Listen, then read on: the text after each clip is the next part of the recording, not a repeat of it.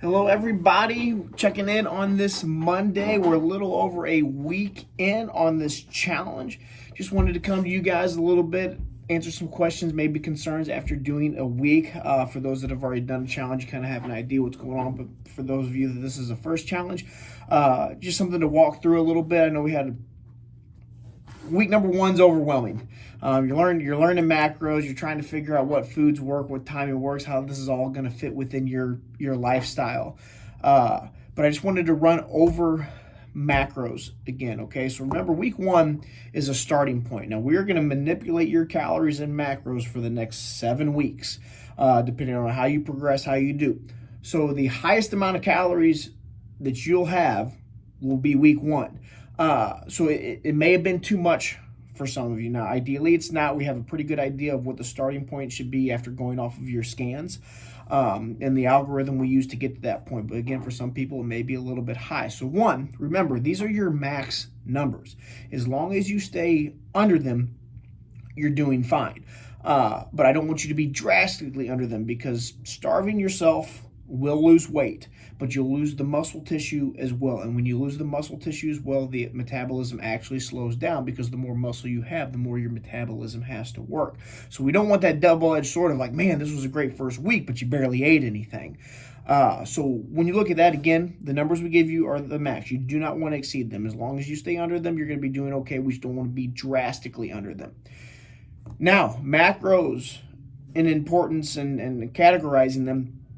Protein's your number one macro. You want to get as close to hitting that one as possible. That's what's going to preserve the muscle tissue and keep the muscle tissue. It's also what's going to keep you fuller and more satiated compared to fat and carbohydrates, okay? Now, fat and carbohydrates is where we get our additional energy. You need certain fats in the body for your hormones to work. So we want that all for full circle. We're not completely depleting one over the other. We're just going to keep those a little bit lower. Ideally, we use our fat storage in a reserve, because we don't have a ton of extra energy coming in, and we use the protein to rebuild. So I hope that all makes sense. Protein's probably the hardest for a lot of people to get in. It's very easy to overconsume and eat a ton of carbohydrates and fat. As we know, that's all the delicious stuff, right? But as long as we can keep that protein high, you'll see you won't be as hungry, and we'll maintain that muscle tissue, which again is priority to our challenge. So a couple things to think about when trying to get that additional protein in. I do not push supplements at all. As you guys know, we carry them.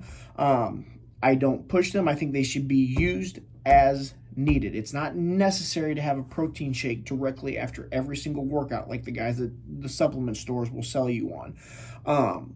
But it is a nice tool to have if you're in a bind or need something convenient and quick that is quality, okay? As we all know, we can get something very quick and convenient, but it's not going to be quality, and that's where I think protein shakes or protein supplements come into play.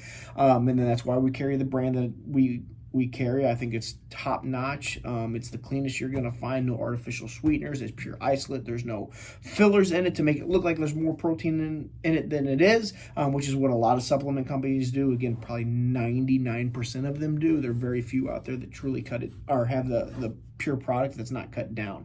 And Earth Fed Muscle, the company we go through, has that. So of course I'm going to recommend those. There are other isolates out there, which is what I highly recommend. So for some people that are not quite sure about the protein, I have a bunch of small packs coming in here in the next 2 or 3 days that'll allow you just to take one and sample it before you buy a big expensive jug of it. So we'll have those coming in, so something you guys can look at and go to with that. But protein is a great additional tool in your bag. There's great ways. You can have just a shake. I do mine with just water. Some people do it with almond milk or actual milk. It just depends on your macros. I mix it in I mix it in yogurt every single night. I literally have yogurt is a staple in my diet. I actually want to consume about half a cup of yogurt every single night. I think it's just very good for your digestive system. It has great proteins and fats in it as well. So what I do is I take a half a cup of plain yogurt. If you do Greek yogurt, there's even more protein in it. But I get the plain because the flavored has either artificial sweeteners in it or sugar in it, and I'm trying to avoid those. But I will throw a scoop or half a scoop, depending on how much you do, of whey protein in plain yogurt, whisk it in, and I have that after dinner every single night. You can ask my wife about it. It's religiously. I actually do a scoop of collagen and then a full scoop of protein in half a cup.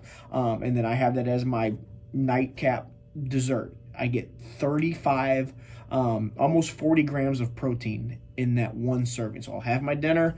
After I finish dinner, I have that, and then I have a large protein meal at the end of the evening. It's a great way, especially for those that are struggling to get that in. It's a simple, easy way to get that protein in. Now, if yogurt's not up your alley or that doesn't sound like something that'll work for you, just working on getting additional high protein snacks in. Cottage cheese is a very good one. I prefer the whole fat because I count the macros and they fit within mine. If you're okay on fat, then go with the lower 2% or 1% of the cottage cheese. But again, whatever works within your macros. That's a great go-to for quick, simple protein. I'm a big fan, and I preached this on the previous challenge, of a brand of beef sticks called Chomps. It is grass-fed, grass-finished, zero sugar added, zero nitrate added, all the bells and whistles that we need to check off. Is a company I go to. I buy a 24-pack of them at a time off Amazon. I'll try to see if we can get the link to put on that too, so it'll take you right to it. They have multiple different flavors. They have like a jalapeno. Again, it's clean. I keep them in my desk. I have my wife keep a couple in her purse, depending on where we're at. It's about 10 grams of protein per stick with about 3 grams of fat, I think. But again, high quality, super easy, super simple. They feel good. It doesn't take a ton of energy to like digest and break it down. Some beef jerkies, guys, are loaded with sugars. Like a traditional beef jerky you're going to find in, Quick Trip or the gas station or whatever, isn't a bad go-to for protein wise, but you got to be cautious because they throw in the sugar that coats them, like the teriyaki and the barbecues and all that stuff is just added sugar to that protein, which we want to avoid. Sardines are a good go-to for me. Not my ideal protein. There's a ton of healthy omega-3s in it. But again, I'm talking convenience, guys. I keep, 2 or 3 cans here at the gym. So when I know I need to get an additional meal in and I don't have time to heat something up in the microwave, or I forget, or I don't get to prep that week, that's a great go-to. I do the same with smoked salmon. I get a smoked wild-caught salmon from Costco that's always just there waiting for me in case I haven't prepped and I need something to go to. Costco also has like a sirloin grass-fed steak that's been pre-cooked and then sealed. Again, I kind of keep that on hand as plan B. It's delicious. It's already pre-sliced and everything. You just kind of got to heat it up. So I'll heat up the skillet a little bit and throw half of it in there. Again, it's just quick, easy ways to get in additional protein. Carrying a baggie of protein on you isn't a bad option either. You can always just throw it in water and mix with water perfectly fine. You actually don't even need a blender bottle. So like when I'm desperate and I'm on the go and maybe I just have a serving of protein, I drink half of a water bottle. I make a funnel out of a piece of paper and then I put the baggie of protein in it, let it mix up, shake it and drink it. And again, 25 grams of pure protein straight there. So those are quick, easy, simple ways that I use to get additional protein. You may have other hacks. Tuna packs aren't a bad one either. Again, I'm looking at plan B. I wouldn't have tuna as a staple in my diet. Just not a huge fan, but I'll eat anything if I think it's going to be good for me, or if it's within those macros and I know it's going to make me feel good in the long run, and it's not going to hinder my progress. So again, I'll eat it, just not my favorite go-to if I have other options. But again, tuna packs are great go-tos as well. Just simple things you can get in that are quick, easy, additional proteins. I also tell people, don't be afraid to like bump up your portion of protein at dinner, lunch, breakfast, whatever it is. You can sit there and you can add, instead of just typically having 6 ounces, try to get 8 ounces of, steak or chicken breast or whatever it is you're eating. Eat that first and then eat the rest of your meal after that. Protein's priority, because remember, after you fill up on the carbohydrates or vegetables or fruits or whatever you're eating, you're not going to be as hangry. You're not going to be as hungry to sit there and try to get that additional protein in. So protein first and then fill in the gaps behind that are great go-tos, guys. So again, try to add in a little bit more to each meal. In the breakfast for morning, if you make eggs are a staple in my diet as well. If I know I need protein, you can actually, the egg yolk is the fat part, the egg white is the protein. Now the egg yolk is good. That's good quality fat. It's good healthy cholesterol. We need it.